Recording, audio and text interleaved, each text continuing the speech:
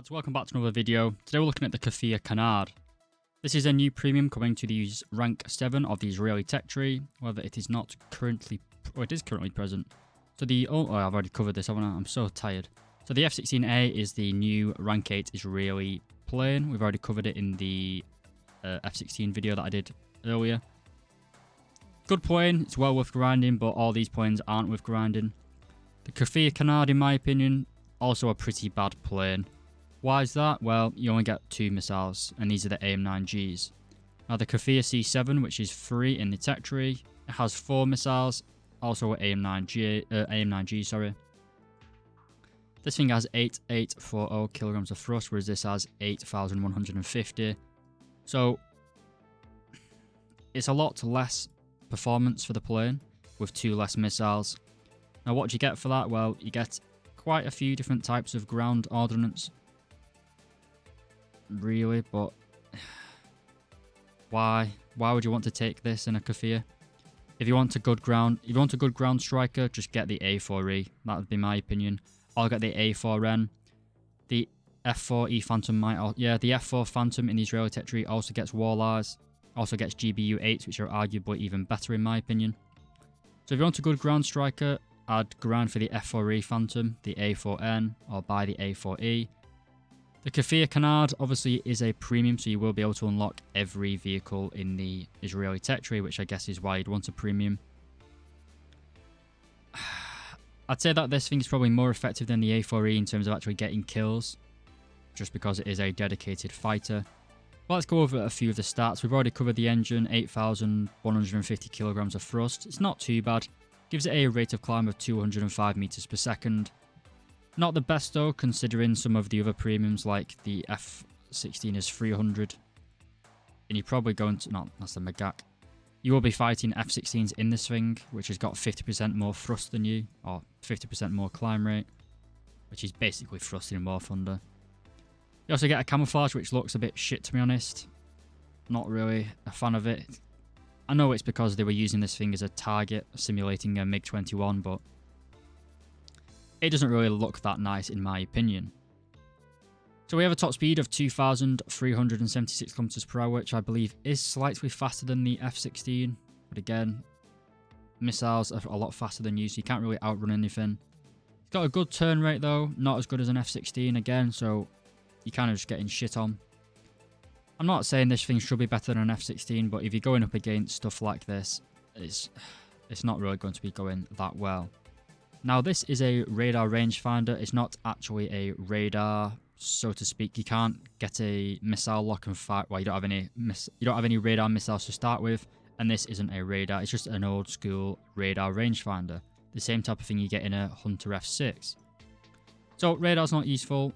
Our pilot does get CCIP for the cannons, rockets and bombs, which is quite good. You can kind of use this like the Milan in the French tech tree, which is a so-called fighter, which is basically just a fighter bomber really. It's not really got good missiles, but it's fast, it's got accurate bombs, and it's got a lot of bombs as well. But anyway, back to the Israeli tech tree. A Kfir can carry quite a range of weapons and quite a lot of bombs. We start with the cannons. We have the 30mm Defers. It's quite a mixed bag really when it comes to the Defers. Some content creators really like them, some say they're shit. I tend to be more in favour of the latter opinion. The guns are powerful if you actually manage to connect, but they are very low muzzle velocity, and it's very hard to shoot them accurately, especially in a high speed engagement or in a deflection shot. You're much better with something like the M61A1 on the F16 for example. High rate of fire, high muzzle velocity, it's very easy to lead. Basically the polar opposite of these 30mm guns. However, if they do connect, they do tend to do quite a bit of damage. Going on to the actual weapons themselves, kind of just redundant weapons really. We get 20mm Vulcan gun pods. This can get rid of the woes of having the 30mm, I guess.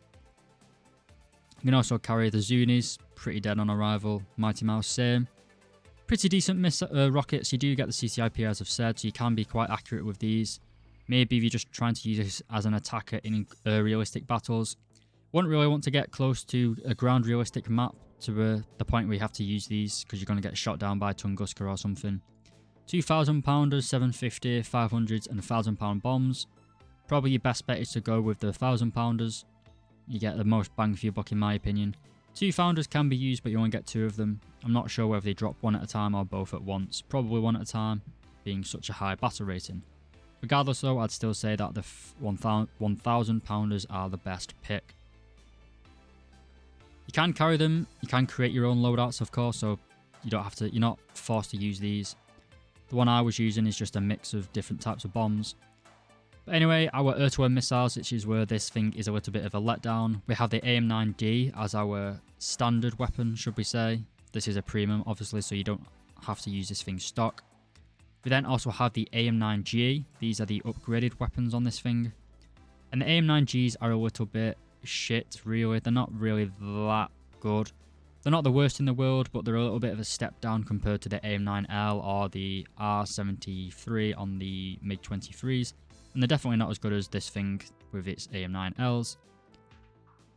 But considering this thing is 11.0, and then the new Chinese premium, the J7D, is also 11.0, but this thing gets PL7s, which are Magic R550s, basically Chinese copies of the French Magic missiles.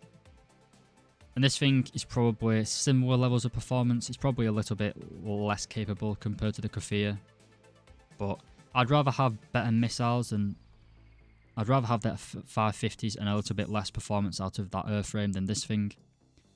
I guess you could use this thing in top tier. Ground RB is a bit of a bum truck, but it's a lot of money. $70 for something that isn't really competitive at all, really. 11.0, most of your games are going to be fighting F-16s and all aspect missiles, whereas you don't really have anything to defend yourself. You do have 36 countermeasures, which are going to go incredibly quickly, especially with all those AM-9Ls flying around, where you're going to have to fire off quite a lot of flares in one go. It's not like AM-9Bs, where you can just press it once and then it's off your 6. But yeah, take it out for a quick spin. Don't want to waste too much of everyone's time here. This thing is probably going to go through fuel very quickly indeed. It's got a very powerful engine, at least the C7 did. This thing is probably no different though.